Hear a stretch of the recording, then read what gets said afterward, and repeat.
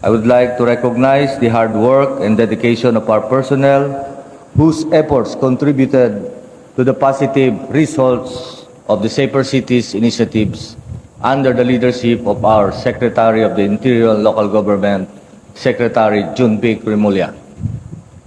Based on comparative monitoring data, during the 43-day period before and after the implementation of the initiative on April 6, 2026, focus crimes incident nationwide significantly declined.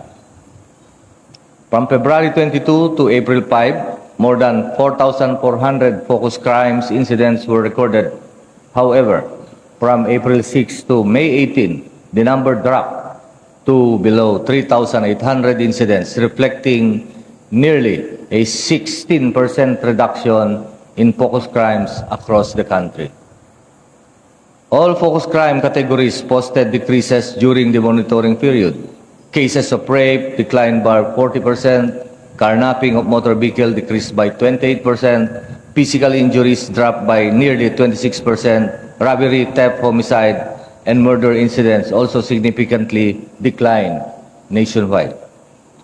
These accomplishments reflect the impact of intensified police visibility, focus on anti-criminality operations, preventive patrols, and stronger coordination with local government units and the community stakeholders.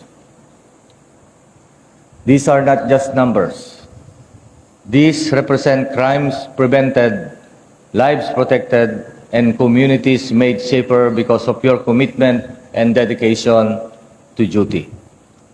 Sa bawat pulis na nagpapatrolya sa lansangan, sa bawat operasyon laban sa kriminalidad at sa bawat agarang pagresponde sa pangangailangan ng mamamayan, ipinakita ninyo na ang PNP ay nanatiling handa, aktibo at nakatutok sa kaligtasan ng publiko.